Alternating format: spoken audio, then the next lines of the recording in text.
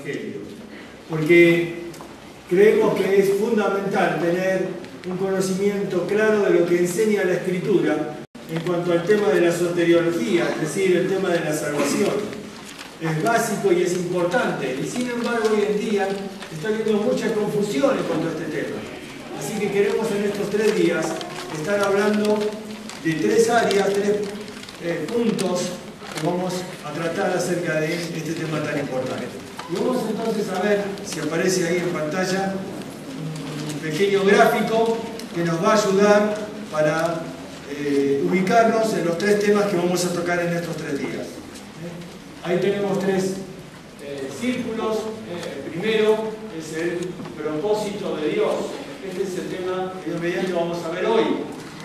Luego mañana vamos a ver la provisión de Dios. Y por último, el domingo vamos a ver del plan de Dios para la salvación.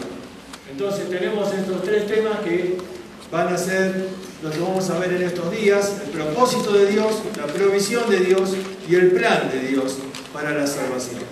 Entonces vamos a orar una vez más y pedir a Dios que Él nos hable. Muy bien, entonces vamos a ver en esta noche el propósito de Dios. Entonces vamos a empezar ahí. Si esto anda, se trabó ahí o algo, pasó. Si me lo podemos mover con la flechita hacia adelante. Ahí estamos. Muy bien, ahí tenemos el primer versículo. Dice: en él asimismo tuvimos herencia. Habiendo sido predestinados conforme al propósito del que hace todas las cosas según el designio de su voluntad. Y ahí marcamos esa palabra, ¿no? La palabra propósito. Vamos a ver el próximo. Y sabemos que a los que aman a Dios, todas las cosas les ayudan a bien. Esto es, a los que conforme a su propósito son llamados. Y uno más. El próximo.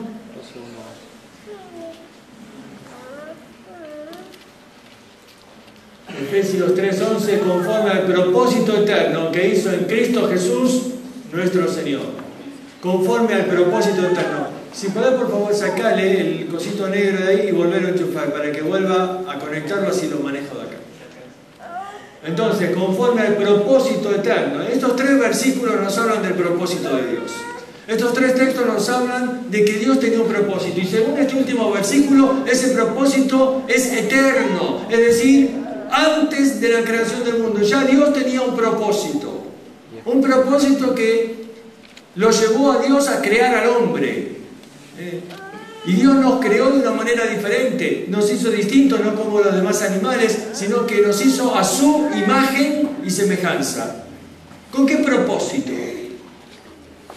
Que Él nos hizo como seres a imagen de Dios para que podamos tener comunión con Dios y podamos entonces amarle y adorarle en libertad. De nada hubiera servido que Dios nos haya hecho como robots, como títeres, ¿no? Para que entonces aprieta un botón y entonces nos inclinamos 30 veces y decimos te adoro, te adoro. Obviamente Dios no tendría complacencia en una adoración así. Es decir, Dios nos creó en libertad. Dios dio al hombre lo que llamamos libre albedrío. Esa libertad de decidir, porque el amor tiene que nacer de la voluntad, de la libertad. Así que Dios nos creó con un propósito. Ahora, esta palabra propósito que está marcada en estos 3 versículos, en griego es la palabra prótesis. Esta palabra implica un deseo profundo del corazón. La tesis, prótesis, hoy en día la confundiríamos, ¿no? Una prótesis es lo que uno se coloca en un hueso, pero eso no tiene nada que ver en realidad.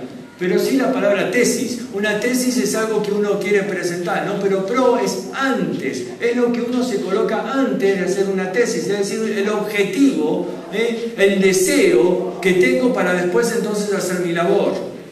Esta palabra tiene el concepto de un deseo profundo. Por ejemplo, en Hechos capítulo 27 se utiliza cuando Pablo estaba en un naufragio y dice que partimos de tal lugar con el propósito, con la prótesis, con el deseo de llegar a tal puerto para poder salvar nuestras vidas.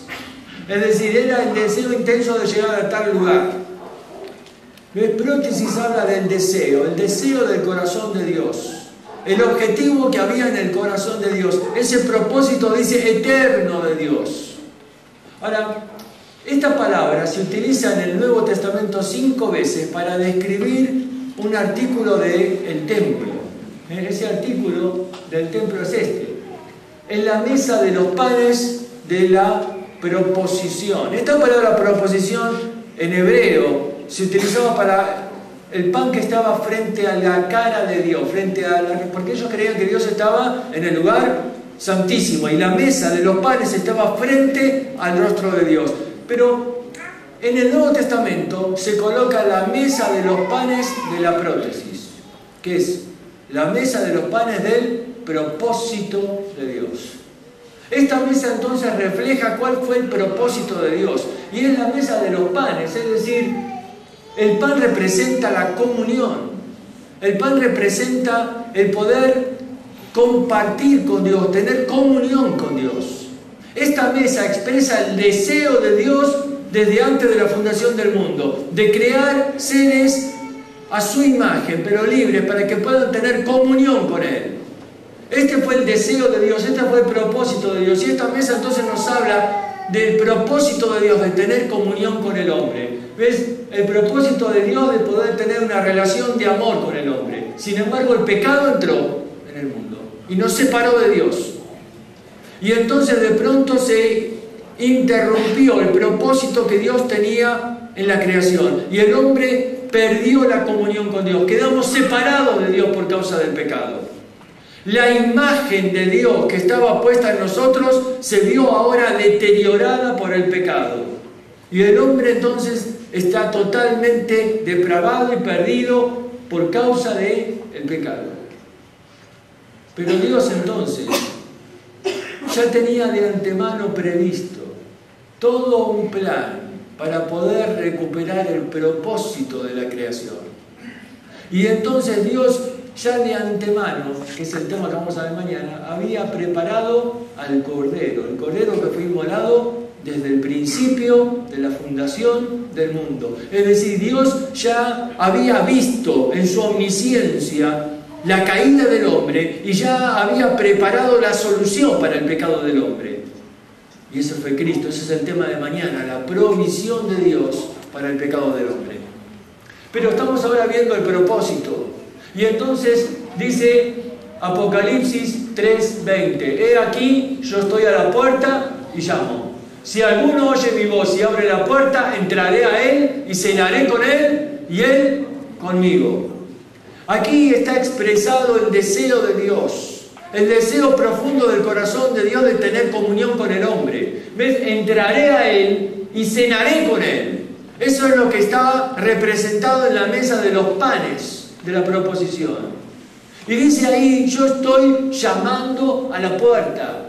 Saben, hoy en día hay toda una gente que se identifica detrás de un hombre llamado Calvino, y ellos van diciendo: el hombre no tiene libre albedrío, el hombre no puede decidir, el hombre no puede creer en Dios. Bueno, pero entonces, ¿para qué Él está llamando? Ellos dicen: Dios es soberano y Él salva al que Él quiere. Bueno, pero entonces, ¿por qué Él está a la puerta y llama? Y este llamado de Dios es un llamado intenso, un llamado que muestra el deseo de Dios de poder entrar a nuestra vida y tener comunión con nosotros. Y dice: he aquí, yo estoy a la puerta. Algunos dicen: no, porque esto habla a una iglesia. No, un momento. Es verdad que habla a una iglesia, pero el llamado es personal. Personal. Fíjense que dice: si alguno oye mi voz, yo entraré ¿a quién? ¿A la iglesia?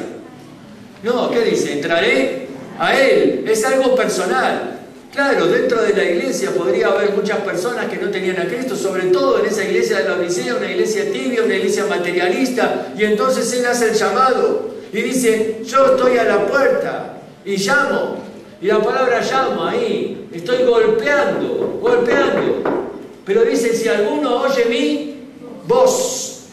Quiere decir que no solamente está golpeando, está llamando con su voz. Ahora, Generalmente no hacemos las dos cosas, ¿no?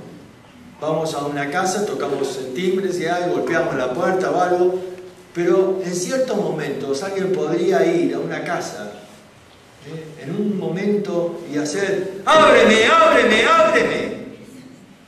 Eso sería un llamado de urgencia, de una gran necesidad. Bueno, esa es la descripción que está haciendo este versículo acá. Yo estoy a la puerta y llamo. Y estoy golpeando ahí, y estoy llamando. Y si alguien oye mi voz, ¿y qué? Y abre. Ahí está la responsabilidad del hombre. El hombre tiene una responsabilidad. Dios es soberano, sin ninguna duda. Pero mi Dios no es un tirano, Él es un caballero. Y Él no va a tirar la puerta a patadas, sino que Él está golpeando en la puerta. Y Él está esperando que la persona, de su propia voluntad, decida abrir la puerta. Dios proveyó todo. Vamos a ver mañana eso. Dios proveyó todo para la salvación. Pero el hombre tiene una responsabilidad. Él es el que tiene que abrir la puerta. Y con esto Dios está expresando el propósito, su deseo de tener comunión con el hombre. Por eso está en la puerta y llama, por eso Él golpea. Ahora, en este versículo lo que podemos ver reflejado es la compasión de Dios. La compasión de Dios. ¿Por qué? Porque es un llamado apremiante. Él está llamando y está insistiendo ahí, ábreme, ábreme, ábreme. Él está deseando entrar a la vida, así que esto muestra la compasión de Dios. Yo creo fundamentalmente que el mayor problema de este grupo de gente llamado calvinistas es que distorsionan nuestro concepto de Dios.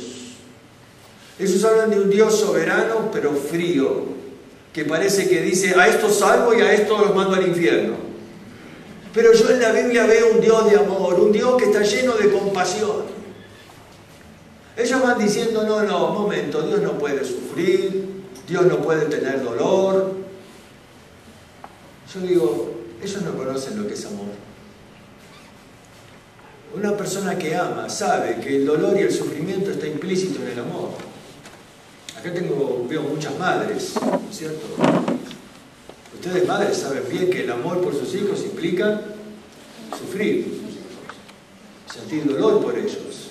Y cuando ellos toman malas decisiones, uno sufre, porque los ama, y en el amor está implícito el dolor. Y fíjense lo que dice la Escritura, Oseas 11:8. Mi corazón se conmueve dentro de mí, se inflama toda mi compasión. Y el profeta está hablando en nombre de Dios y dice, Dios, se inflama mi corazón. ¿Y saben qué? Algo inflamado es algo que duele. Es algo que duele. Y ahí dice Dios, se inflama toda mi compasión.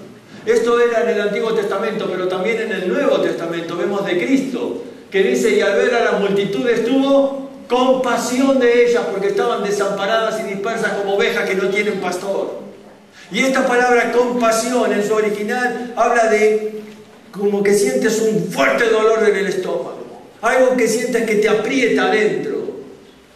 El Señor dice, tengo compasión porque veo a las personas desamparadas y dispersas como ovejas sin pastor. Las veo sufrir las consecuencias de su pecado. Y el Señor en su amor siente dolor en el corazón al ver a las multitudes perdidas. Por eso el propósito de Dios es alcanzarles con el mensaje del Evangelio.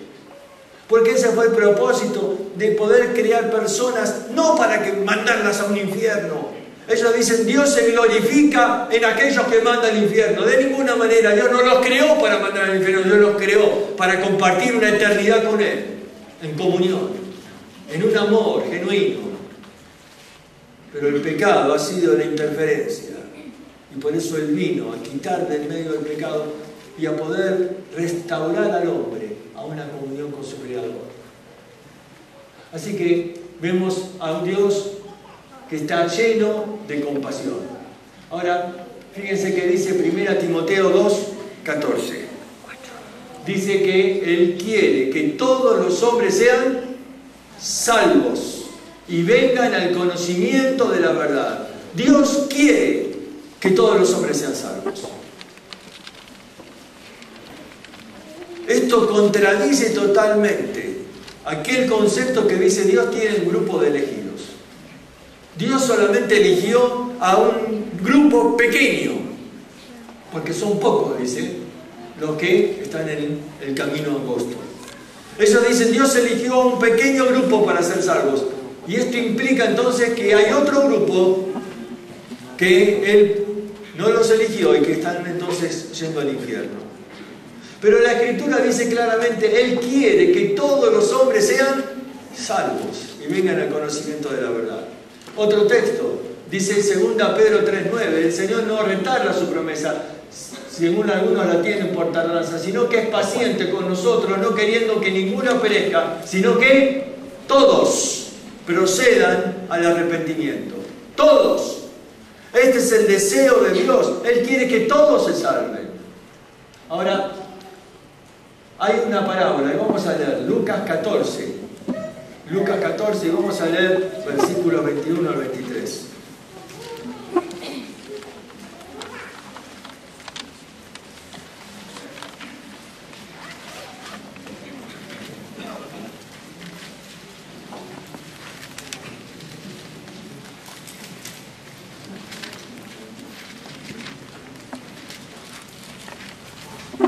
Vuelto el siervo hizo saber estas cosas a su señor.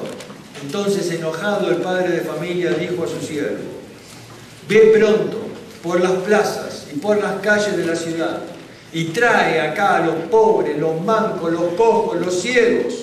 Y dijo el siervo: Señor, se ha hecho como mandaste y aún hay lugar. Dijo el Señor al siervo: ve por los caminos y por los vallados y fuérzalos a entrar para que se llene mi casa. Y aquí en esta parábola el Señor expresa en una forma ilustrativa, como es la parábola, lo que está en el corazón de Dios. El deseo de que se llene mi casa. Y entonces da estas órdenes, Spurgeon, en un mensaje hermosísimo llamado fuérzalos a entrar. Dice que él en esta parábola ve 3 órdenes. La primera orden, ve por las plazas, ve por los caminos, ve. La segunda es trae. Y la tercera, fuérzalos. Dice ve, porque es nuestra orden. Por eso él dijo, ir por todo el mundo y predicar el evangelio a toda criatura. El llamado es ir. Me seréis testigos en Jerusalén, Judea, Samaria, hasta lo último de la tierra. Ve. Pero dice trae. ¿Por qué? Porque muchos no van a venir si no les traes. Porque quizás no están capacitados para venir. ¿Se acuerdan cómo es la ilustración con los 4 amigos que trajeron al paralítico? Él no podía ir a Jesús a buscar que le sane. Ellos tuvieron que llevarlo. Por eso dice, tráelos. Pero algunos de ellos aún no quieren entrar, tienen temor. Quizás ponen excusas. Dicen, pero yo no tengo un vestido para la fiesta. Pero yo estoy sucio. Pero yo no tengo un regalo que dar para el que se casa. Pero ¿cómo voy a entrar a la fiesta? Yo soy un mendigo, yo soy un manco, yo soy un paralítico, yo soy un ciego. Y dice, fuérzalos a entrar. Es decir, anímalos. Dile, yo no tengo vestido, pero Él te viste. Pero estoy sucio. Entra, Él te limpia. Pero es que yo no tengo nada que darle. Él no quiere nada, Él quiere tu vida. Entra. Fuérzalos a entrar. Este es el corazón de Dios. Esta palabra nos refleja lo que está en el deseo, el propósito de Dios de alcanzar a todos cuantos quieran venir. ¿Para qué? Para que se llene mi casa. ¿Saben? Este es el propósito de Dios, el deseo de Dios, de alcanzar al mundo entero. Es tremendo a veces, y es una pena, que muchos estén hablando de los elegidos y todo esto en un intento de justificar nuestra falta de responsabilidad en cumplir con la gran comisión. Pero vamos a ver esto. ¿Qué peligros hay de pensar que Él eligió a unos pocos para ser salvos? Peligros de pensar que Dios eligió a unos pocos para ser salvos. El primer peligro, distorsiona nuestra imagen de Dios. Distorsiona nuestra imagen de Dios. Fíjense las preguntas que surgen. ¿Es realmente un Dios de amor? ¿Realmente es un Dios de amor que está eligiendo solo salvar a unos pocos? y dejando que vayan al infierno tantos. A mí me quedan dudas del amor de Dios si el mensaje fuera así. Yo escuchaba en una entrevista a un hombre que hoy en día está proclamando mucho esta doctrina y le decían así, porque ellos creen que Cristo solo murió por los elegidos, que Él no murió por el mundo entero. Ellos dicen, Cristo solo murió por los elegidos. Y entonces le preguntaban a este hombre, le dijeron así, ¿cómo puedes decirle a alguien, Dios te ama, pero no sé si Cristo murió por vos? Y él dijo, bueno, ese no es mi problema. Ese no es mi problema. Miren, nosotros adquirimos la imagen del Dios en el que creemos. Si yo creo que mi Dios es un Dios de amor, un Dios lleno de compasión, un Dios que busca a los perdidos para salvarlos, yo quiero hacer lo mismo. Y eso se va reflejando en la vida. Pero si yo creo en un Dios frío, al que no le importa nada, al que dice, bueno, estos que se vayan al infierno, yo no los elegí, entonces yo me vuelvo también una persona igual. Una persona también que no tiene amor por los perdidos. Y eso es lo que yo veo en esa respuesta, cuando él dice, ese no es mi problema. Ese no es mi problema. ¿Saben? Me quedan dudas del amor de Dios. En segundo lugar, ¿es grande la misericordia de Dios? Este mismo hombre, en uno de sus libros, escribe así, la misericordia de Dios es extremadamente estrecha. ¿Por qué? Bueno, dice él, porque son pocos los que se salvan. Es angosto el camino y es ancho el camino de la perdición. Si Dios tuviera más misericordia, hubiera hecho un camino ancho para la salvación.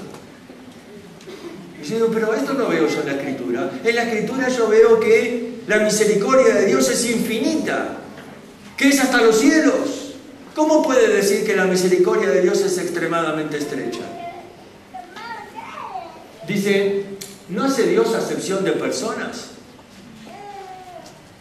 Claro, parece que Dios prefiere más a la gente de Occidente, porque acá tiene más elegidos. Porque no eligió a muchos chinos y a muchos indios, y no eligió a muchos de Pakistán y de... Se ve que a Dios no le gusta mucho la gente de allá. ¿Tiene preferencia Dios por nosotros? ¿Acaso Dios hace acepción de personas?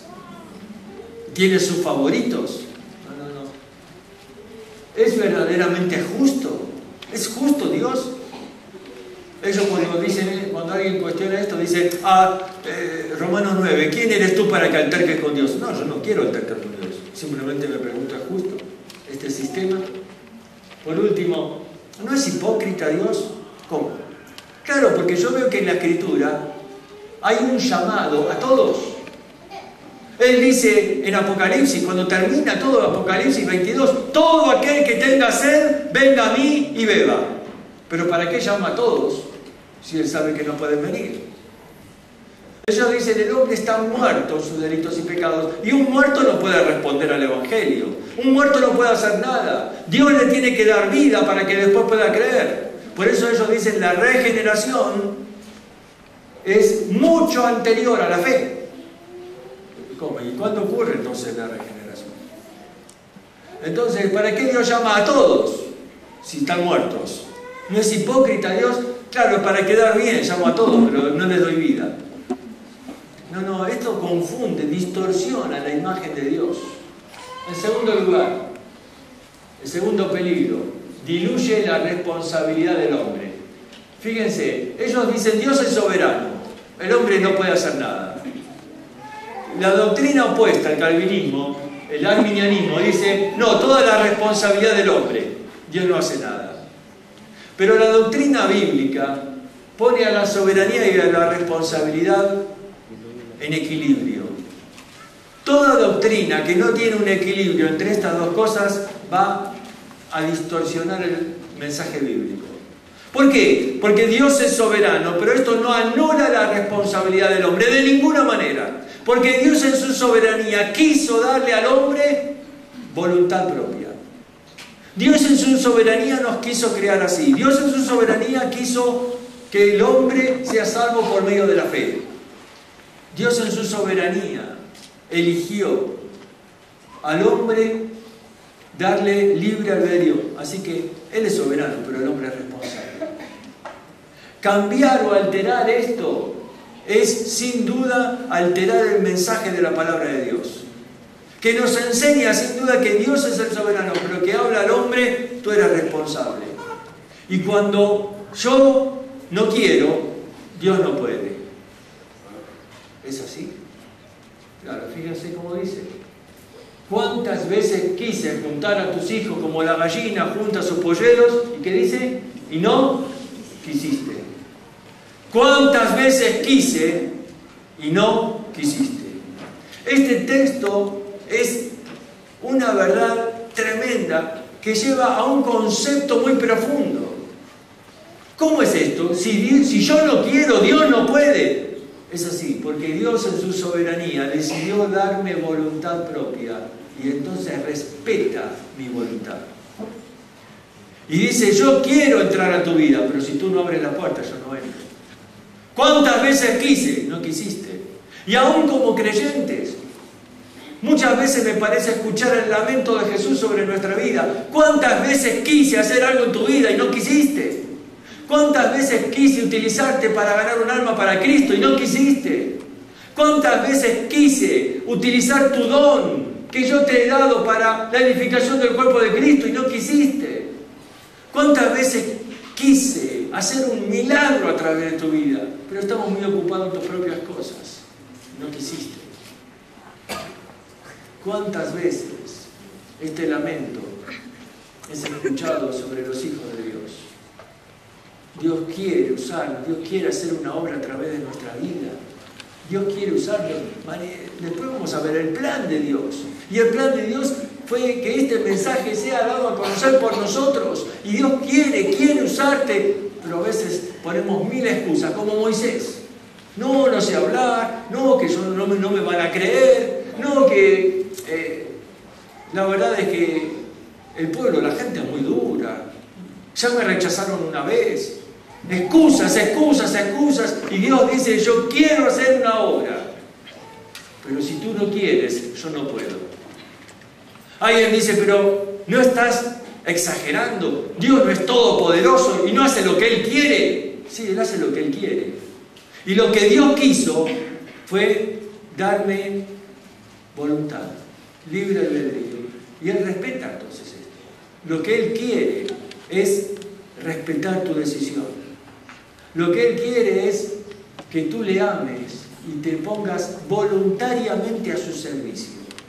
Lo que Él quiere es que tú te rindas ante Él y digas, Señor, aquí estoy, ¿qué quieres hacer conmigo? Pero el hombre, en su rebeldía, en su orgullo, sigue queriendo manejar su vida, sigue queriendo hacer sus planes. Y esto es lo que interfiere para que se cumpla el plan de Dios en nuestra vida. ¿Cuántas veces quise y no quisiste? Y otro texto más. Volveos a mí, dice Jehová, y yo me volveré a vosotros. Pareciera que Dios está dando al hombre la iniciativa. Volveos a mí. Y Dios va a actuar en respuesta a la acción del hombre. Y yo me volveré a vosotros. ¿No marca este texto la responsabilidad del hombre? Ellos dicen, pero el hombre no puede creer. ¿Cómo se va a volver a Dios si está muerto? Sería absurdo de parte de Dios que Él le pida al hombre algo que no puede hacer. En ninguna parte de la Biblia dice que el hombre no puede creer. En ninguna parte. Somos llamados a creer, a poner nuestra fe en Cristo. Esto significa que sí podemos hacerlo. A ver si me entienden. Acá tenemos un instituto bíblico, ¿no? ¿Sí? A ver, ¿hay un alumno acá del instituto bíblico? ¿Tenemos un alumno? Vení. Ahí tenemos un alumno. Sí, qué rico. ¿Alguna vez te fue mal en alguna materia? Confesar, ¿sí?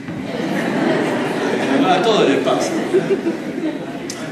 Suponete que yo sea el profesor de esa materia, ¿no? Y te sacaste un 0.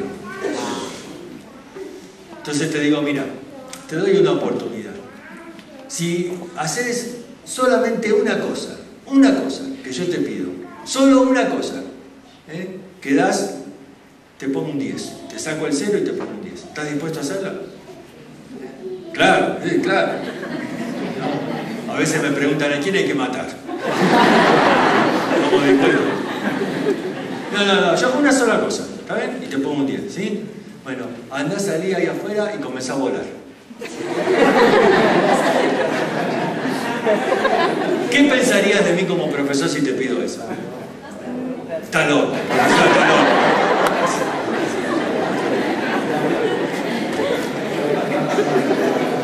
Sería muy absurdo, ¿no? Sería injusto. ¿Cómo le voy a pedir que vuele si no está capacitado para volar? Si el hombre no puede creer, si el hombre no puede arrepentirse, si el hombre no puede volver a Dios, entonces, ¿para qué Dios se lo pide? No hace a Dios injusto, no hace a Dios absurdo. Si Dios le pide al hombre que crea y se arrepienta, evidentemente es que el hombre puede hacerlo. Y no dice en la Escritura que estamos muertos. Sí, muertos significa separado de Dios. Separado de Dios. Él es la vida. Y si yo estoy muerto en mis delitos y pecados, estoy separado de Dios, pero de ninguna manera esto significa que no puedo creer. Ahí Adán, ¿se acuerdan en el huerto? Dios le dijo, si comes, de cierto morirás. ¿Comió Adán? ¿Murió? Bueno, físicamente seguía vivo, pero espiritualmente murió. Espiritualmente murió, separado de Dios por causa del pecado. ¿Sí? Pero ¿podía Adán seguir hablando con Dios? ¿Sí? Dios se acercó y le preguntó, ¿qué hiciste? ¿No estaba hablando con Dios? Pero ¿cómo estaba su condición espiritual? Muerto, porque había pecado, estaba muerto espiritualmente, ¿podía hablar con Dios? ¿Podía creer en Dios? Sí. Esto te marca de que una persona muerta espiritualmente no significa que no puede creer o hablar con Dios. Significa que está separado de Dios por el pecado. Caín, ¿era salvo Caín? ¿Habló con Dios? Dios le habló, le dijo, le advirtió, le dijo, el pecado está a la puerta. Lo que tú decidas. ¿Ves? Dios respetando la decisión del hombre. Le dijo, mira, si bien hicieres serás enaltecido, si no, el mal, bueno, ahí el pecado está a la puerta. Si tú abres, es tu decisión. Y el pecado va a caer sobre ti. Y vas a sufrir las consecuencias. Pero es tu decisión. Dios en su amor busca al hombre. Y le pide que crea para que sea salvo. Esto significa que el hombre puede hacerlo. Así que la responsabilidad del hombre, por último, desanima la misión del creyente. Claro, si hay unos pocos elegidos, bueno, ¿para qué vamos a predicar el Evangelio? Desanima la misión del creyente. Él dijo, ir por todo el mundo y predicar el Evangelio a toda criatura. Calvino dijo que este mandato solo fue para los 12 apóstoles. Él dijo, esto no es para nosotros hoy. Pero yo creo que este mandato es para todos. Yo creo que es para todos los hijos de Dios en todas las épocas de la humanidad. Ir por todo el mundo y predicar el Evangelio a toda criatura. Este es el propósito de Dios. Porque Él quiere que todos los hombres sean salvos. Porque Él quiere que todos se salven. Así que ir por todo el mundo y predicar el Evangelio. Miren, vamos a suponer en el ejemplo de la parábola, donde Él dijo, ve por los caminos y tráelos y fuérzalos a entrar. Supónganse que el amo sabe todas las cosas, porque Él es omnisciente y Él es eterno, no está limitado por el tiempo. Así que Él puede saber bien quiénes son los que van a entrar a la boda. ¿Es así o no? Él podría entonces hacer una lista y decir, acá están los nombres de todos los que yo sé que de su propia voluntad van a aceptar el llamado y van a venir y van a entrar a la boda. ¿Es así? Sí, Él podría tener esa lista, ¿no? ¿Por qué no le dio a los siervos entonces la lista y le dice, buscame a esta gente y tráela? ¿Hizo así? Él dijo, vayan a todos. Busquen a todos por los caminos. No hay ningún impedimento. No importa, ciego, manco, cojo, mendigo, pobre, rico, no me importa, vayan, yo quiero que se llene mi casa. Él no dio la lista a nadie. Miren, quizás recién en el cielo sabremos totalmente todo este asunto, si Dios eligió, si no eligió, cómo fue, por qué eligió. Pero nadie tiene la lista. Y Él dijo, ir por todo el mundo y predicar el Evangelio a los elegidos. No. ¿A quién? Toda criatura. A toda criatura. Este es el llamado de Dios y esta es nuestra responsabilidad. Ir por todo el mundo y predicar el Evangelio a toda criatura. Y el creyente que vive haciendo la voluntad de Dios llega a disfrutar del gozo de Dios. No hay mayor gozo que salvar un alma para Cristo. Ahí vemos Lucas capítulo 15, el gozo de la mujer que encuentra su moneda perdida, el gozo del pastor que recupera su oveja, el gozo del padre que recupera al hijo. Y era un gozo tan grande que hacían fiesta, que compartían. ¿Y qué dice ahí? ¿Hay gozo qué? En los cielos, por un pecador que se arrepiente. ¿Por qué va a haber gozo en los cielos si ya sabían quién era? Si ya lo tenían anotado. No. Hay gozo en el cielo. ¿Por qué? Porque es el amor de Dios que busca a quién salvar. Y hay gozo en el cielo. Y cuando un hijo de Dios disfruta de hacer la voluntad de Dios, dice, Señor, yo quiero sentir el mismo amor que tú sientes por las almas, sentir tu propio corazón. Ahí es cuando tenemos comunión con Dios, nos sentimos unidos en un mismo propósito, en un mismo deseo. De pronto, cuando amamos a Dios, nos acercamos a Dios. Ahí tienes a Isaías. Isaías fue profeta de Dios. 6 años había sido profeta. Sin embargo, muere Usías. Se acerca a la presencia de Dios, como nunca antes había estado. Y entonces escucha la misma voz, el diálogo en la Trinidad, que decían, ¿a quién enviaré y quién irá por nosotros? ¿Quién era ese nosotros? La Trinidad. Isaías escucha el diálogo entre el Padre, el Hijo, el Espíritu Santo. ¿Quién irá por nosotros? Isaías dijo, yo iré, envíame a mí, yo iré. Es el deseo de hacer lo que está en el corazón de Dios. Y entonces de pronto Isaías sale, y ven cuando uno sale y va predicando el Evangelio y ganas un alma para Cristo, de pronto sientes ese gozo de Lucas capítulo 15, ese gozo que está en los cielos, y uno disfruta de que se cumpla el propósito de Dios. ¿Saben que yo veo a muchos hijos de Dios hoy que están con tantos conflictos, que están con tantos problemas, que están ahí desanimados, angustiados, son tantas las presiones de la vida? Y llega un momento. Esta es la vida que Dios tenía para nosotros. Que vivamos angustiados, siempre con problemas, con enfermedades, con luchas, con el dinero que no alcanza, con los hijos, con problemas, Un momento. Dios quiere disfrutar de tener comunión contigo.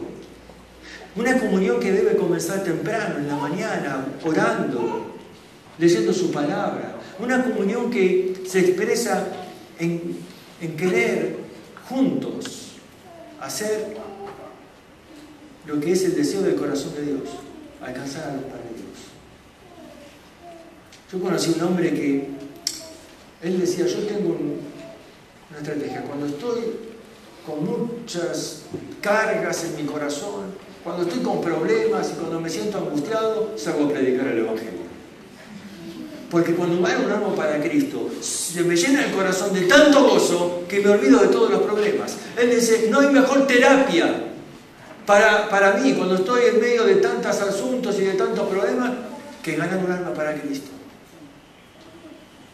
Y lamentablemente todas estas cuestiones y toda esta filosofía que hoy en día está creciendo, nos quita el mayor gozo de la vida cristiana. Nos roba la pasión por el evangelismo. Nos roba el gozo de ganar almas para Cristo. Por eso, hermanos, tenemos que entender el propósito de Dios. Este propósito sublime del corazón de Dios, de alcanzar a los perdidos, el propósito que Él tiene con tu propia vida. Y sabes, Pablo dice, nada puede impedir que se cumpla el propósito de Dios. Porque ahí Romanos 8:28 dice que todas las cosas, todas, trabajan para bien. ¿Para qué? Para cumplir el propósito de Dios en nuestra vida. Y entonces termina ese majestuoso capítulo diciendo, ni la muerte, ni los ángeles, ni los demonios, ni nada puede separarnos del amor de Dios. Dios va a cumplir su propósito en mí. Decía el salmista, Jehová cumplirá su propósito en mí. Nada de afuera puede impedir que se cumpla el propósito de Dios en mi vida. Pero hay alguien que puede impedir que se cumpla el propósito de Dios en mí. ¿Quién es?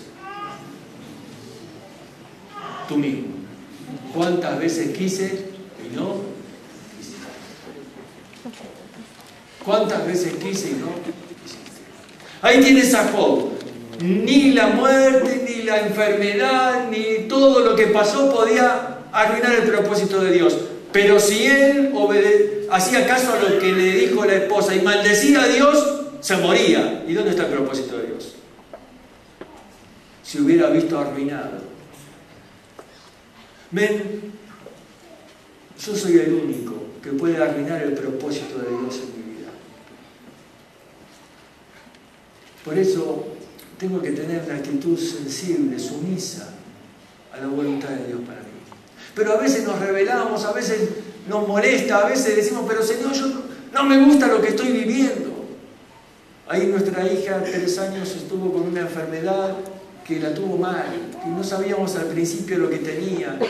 Parece que todos sus proyectos de joven, con 17 años, se habían venido abajo y ahí estaba en un tiempo de crisis.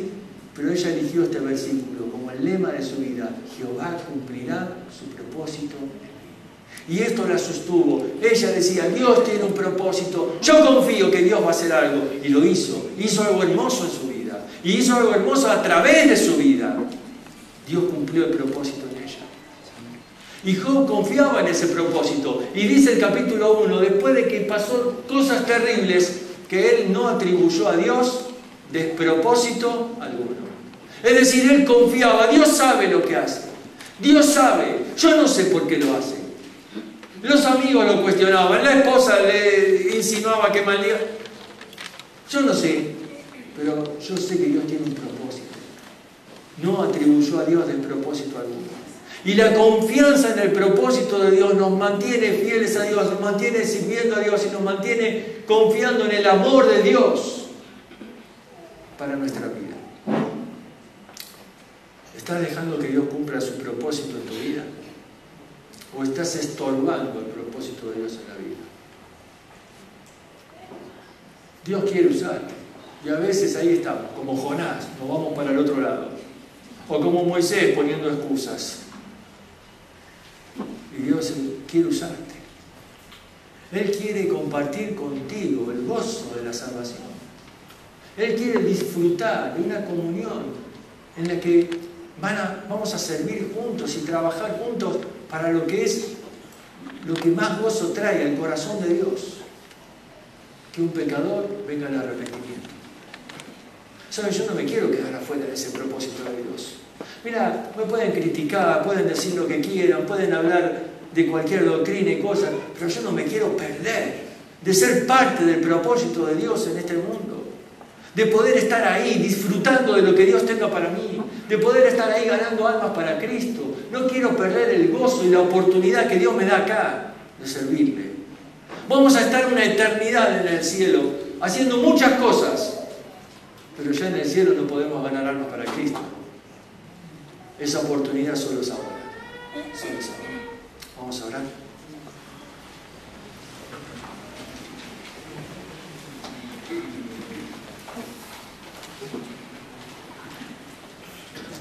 Oh Señor, queremos agradecerte porque en tu palabra vemos claramente que tú tienes un propósito. salvaste. Gracias porque nos salvaste. Gracias porque podemos disfrutar.